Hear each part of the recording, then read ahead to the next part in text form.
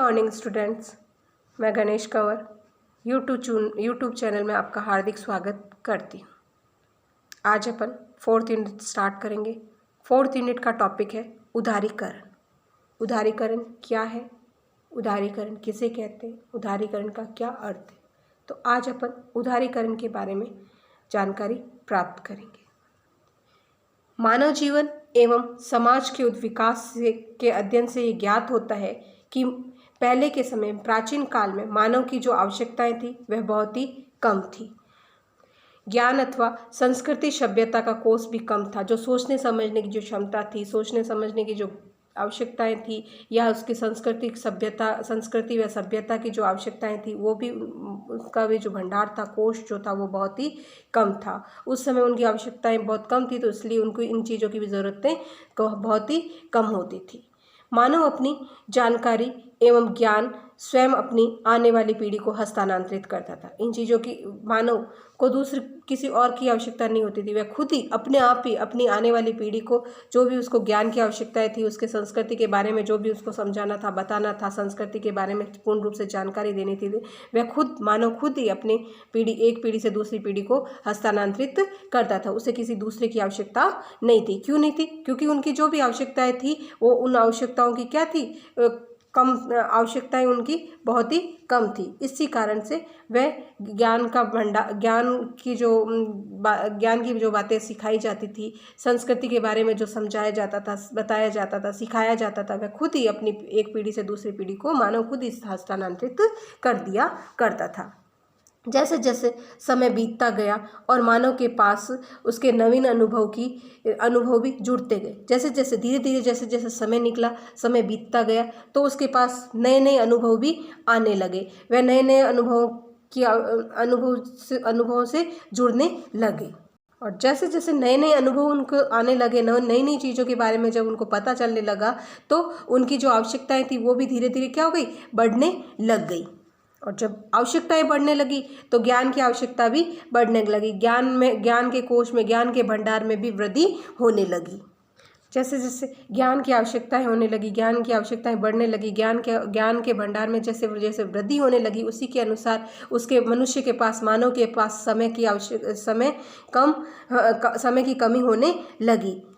और जैसे जैसे ज्ञान की वृद्धि हुई तो उससे ज्ञान की जो शाखाएं थी, वह स्वयं ज्ञान को एक से दूसरे में बांटने के लिए वह अपने आप को अक्षम समझने लगा। वह खुद उस ज्ञान को एक से दूसरे तीसरे तक बांटने के लिए वह खुद को सक्षम नहीं मानता था, अक्षम मानने लगा, क्योंकि उसके पास उसकी आवश्यकताएं बढ़ गई थी। आवश्यकताएं बढ़ने के कारण उसके पास समय की कमी होने लगी, और समय की कमी होने के कारण ज्ञान की बौछार जो थी, ज्ञान की जो वृद्धि होने लगी, वो एक से दूसरे के अंदर हस्तांतरित करने के लिए भी वह अपने आप को अक्षम समझने लगा था। और ज्ञान को एक से दूसरे तक पहुंचाने के लिए, एक दूसरे का अनुभव प्राप्त करने के लिए उन्हें विद्यालय की आवश्यकता हुई। तो विद्यालय निर्माण किया गया और इसी प्रकार एक समाज का अंग बन गए। जैसे जैसे समय निकलता गया, जैसे जैसे समय बीतता गया, जो भी हमारी आवश्यकताएं थी वह और बढ़ती गई और हमारे जीवन में जटिलताएं बढ़ती गई। हमारा जो जीवन था वो एक जटिल बनने लगा, और जो भी हमारी आवश्यकताएं हुई और आवश्यकताएं भी धीरे धीरे बढ़ने लगी।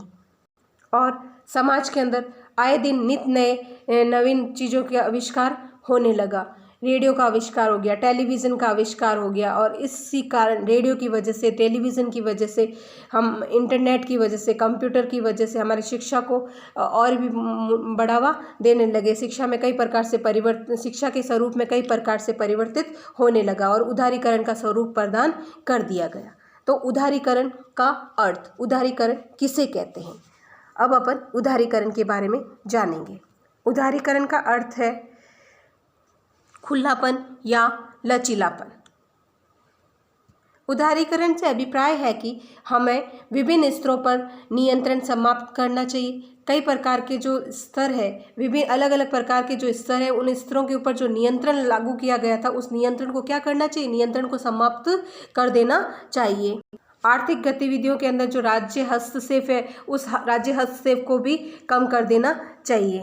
राजकीय सहायता को कम करके और उसे समाप्त कर देना चाहिए। और जो भी कर की जो दरें हैं उन दरों में भी कमी आनी चाहिए, दरों को कम करना चाहिए। कर प्रणाली को सरलीकरण भी शामिल है। कर जो लगाया जाता है, कर उसको सरल तरीके से शामिल किया जाना चाहिए। उदारीकरण का मतलब है, उदारीकरण का मतलब या उदारीकरण का अर्थ है कि जो भी आर्थिक विकास को बढ़ावा मिले, आर्थिक विकास के जो कार्यों में बढ़ावा मिले उसके ऊपर हमें नियंत्रण में ढील देनी चाहिए या फिर उसे पूर्ण रूप से हटा देना ही उदारीकरण कहलाता है। उदारीकरण का अर्थ यही है, इसी को उदारीकरण कहा जाता है। उदारीकरण को इंग्लिश में लिबरलाइजेशन कहा गया है। जैसे कि प्रत्येक दुनिया एक बाजार है, अर्थात उसमें बेचने वाले लोग भी मौजूद हैं और खरीदने वाले लोग भी मौजूद हैं। दुनिया को क्या माना है? एक बाजार के समान माना है। उसके अंदर सामान खरीदने वाले लोग भी मौजूद रहते हैं और बेचने वाले लोग भी मौजूद रहते हैं। जैसे दुनिया को बाजार माना है, उसी प्रकार भारत को भी एक बाजार का रूप दिया गया, भारत को भी एक बाजार ही माना गया। और भारत के अंदर रहने वाले लोग भी कैसे हैं? बाजार दुनिया की तरह, दुनिया के बाजार में लोग खरीदने वाले भी हैं और बेचने वाले हैं। वैसे ही भारत में रहने वाले लोग भी कैसे हैं? खरीदने वाले लोग भी मौजूद हैं और बेचने वाले लोग भी मौजूद हैं। तो भारत को भी एक बाजार के रूप में माना है, बाजार के समान माना है। तो आर्थिक रूप से देखा जाए, आर्थिक दृष्टि से देखा जाए तो बाजार में, भारत में भी सभी तरह के लोग रहते हैं, बेचने वाले भी मौजूद रहते हैं और खरीदने वाले लोग भी मौजूद रहते हैं। यदि भारत सरकार व्यापार को, भारत के अंदर होने वाले व्यापार को भारत के अंदर ही समेट ले, भारत के अंदर तक ही सीमित रखे, भारत से बाहर किसी दूसरे देश के साथ संपर्क में ना आए, तो हमें कहने का मतलब ये है कि हमें दूसरे देश से संपर्क में नहीं आना चाहिए। यानी कि जो भारत के अंदर रह के हम व्यापार कर रहे हैं, उसको, उस व्यापार करने वाले को जो सामान खरीदा है वो भारत के अंदर ही खरीदना है और जो सामान उसने बेचना है वो भारत के अंदर ही बेचना है। दूसरे देश से हमें कोई ताल्लुक नहीं रखना है।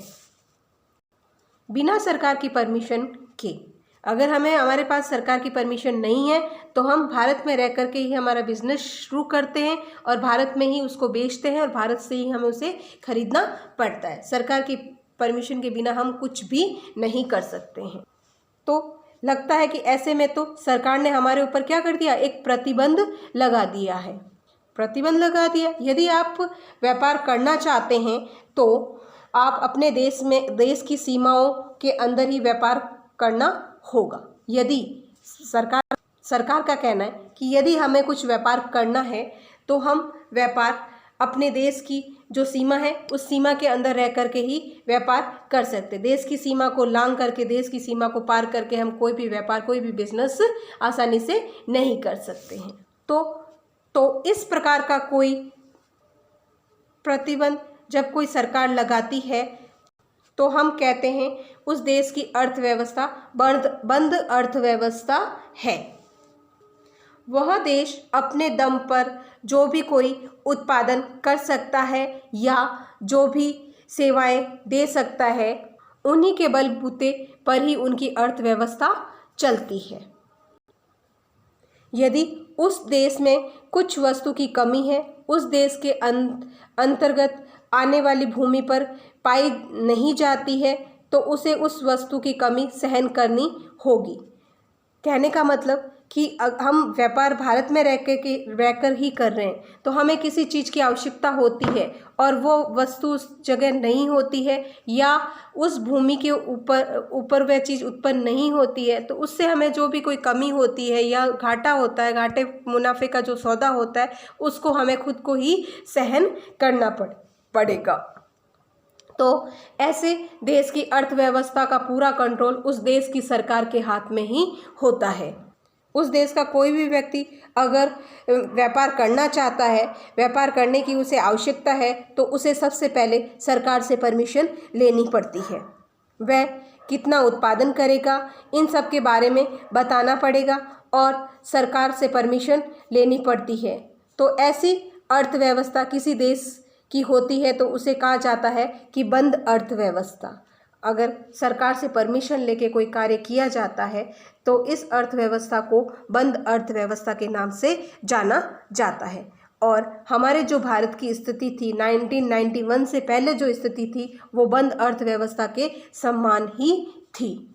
1991 से पहले भारत की ऐसी ही स्थिति बंद अर्थव्यवस्था ऐसी ही स्थिति थी और उससे बंद अर्थव्यवस्था के नाम से जाना जाता था।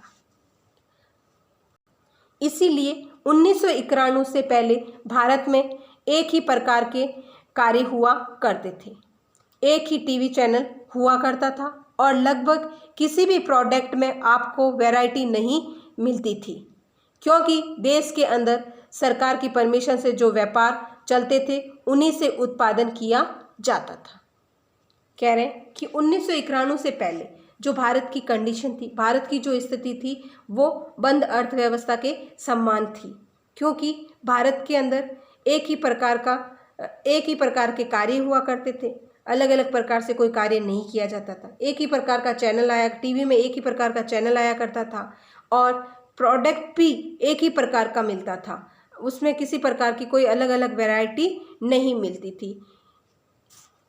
एक ही प्रकार की वैरायटी मिलती थी, क्यों अलग अलग प्रकार की वैरायटी नहीं मिलती थी? क्योंकि सरकार की परमिशन से जो व्यापार चलते थे, सरकार की परमिशन के द्वारा जो व्यापार चलते थे, उन्हीं व्यापार के द्वारा जो उत्पादन किया जाता था, जो उत्पादन होता था, वही चीज़ें उसको मिलती थी। लेकिन 1991 में आर्थिक सुधार हुआ। जब 1991 हुआ तो हमारी जो आर्थिक स्थिति थी उसके अंदर भी कई प्रकार से सुधार हुआ और उदारीकरण सामने आया। जब आर्थिक सुधार हुआ तो हमारा जो उदारीकरण था वो उदारीकरण भी हमारे सामने आया। तो उदारीकरण क्या है? जब सरकार अपने देश के नागरिकों के लिए उदार हो जाए तो कहा जाता है कि सरकार अब उदारीकरण की प्रक्रिया अपना रही है। कहना है कि जब सरकार अपने देश के लोगों के लिए उधार करने लग जाए, उनके सपोर्ट में कार्य करने लग जाती है तो सरकार उदारीकरण की प्रक्रिया को लागू करने लग जाता है। लोगों के उधार करने की प्रक्रिया को ही उदारीकरण कहा गया है। और यदि हम कहें कि आर्थिक उदारीकरण तो इसका अर्थ होगा कि सरकार अपनी बंद अर्थव्यवस्था को खोल रही है, अपनी जो भी उसकी जो बंद अर्थव्यवस्था थी, जो उसके खुद के नियम कानून जो थे उनको ख़त्म करके, उनको समाप्त करके लोगों को स्वतंत्र कर दिया बिजनेस व्यापार करने के लिए, तो उसी को तो उस अर्थव्यवस्था को, जो बंद अर्थव्यवस्था को जो वह खोल देती है, उसी का अर्थ है आर्थिक उदारीकरण। अर्थात अब ज़्यादातर व्यापार व्यक्ति अपनी इच्छा के अनुसार कर सकते हैं, उन्हें किसी प्रकार की कोई बंदिश नहीं होती। वे अपनी इच्छा के अनुसार, अपनी जो भी उनकी इच्छा होती है उसके अनुसार वे व्यापार शुरू कर सकते हैं। उनको जो व्यापार शुरू करना होता है वो व्यापार वे खुद अपनी मर्जी से स्वतंत्र होकर पूरा कर सकते हैं, उनको खोल सकते हैं। यदि हमें लगे कि किसी क्षेत्र में किसी चीज़ की डिमांड उत्पन्न हो रही है तो आप वहाँ जाकर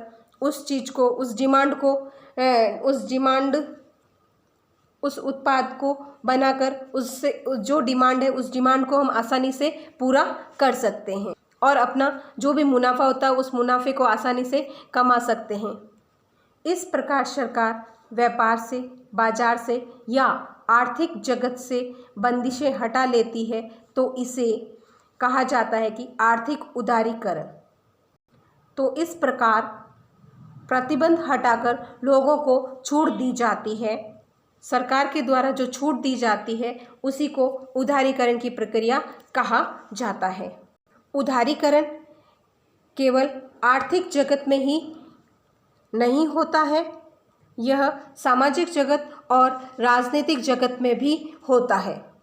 हर जगह जहां सरकार नियंत्रण पर या प्रतिबंधों पर छूट दी जाती है या छूट देती है, वहाँ पर यह कहा जाता है कि सरकार उधार हो रही है। जहाँ जिन प्रतिबंधों पे छूट मिल जाती है या नियंत्रण पर छूट मिल जाती है तो वहाँ की जनता, वहाँ के लोग यही कहते हैं कि यहाँ सरकार क्या हो रही है, सरकार उधार हो रही है।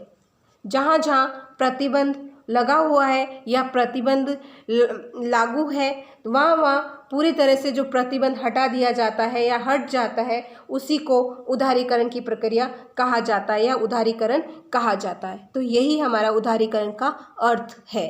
तो अगर आपको मेरा वीडियो पसंद आया है तो इसे लाइक करें, शेयर करें और सब्सक्राइब करें। नमस्कार।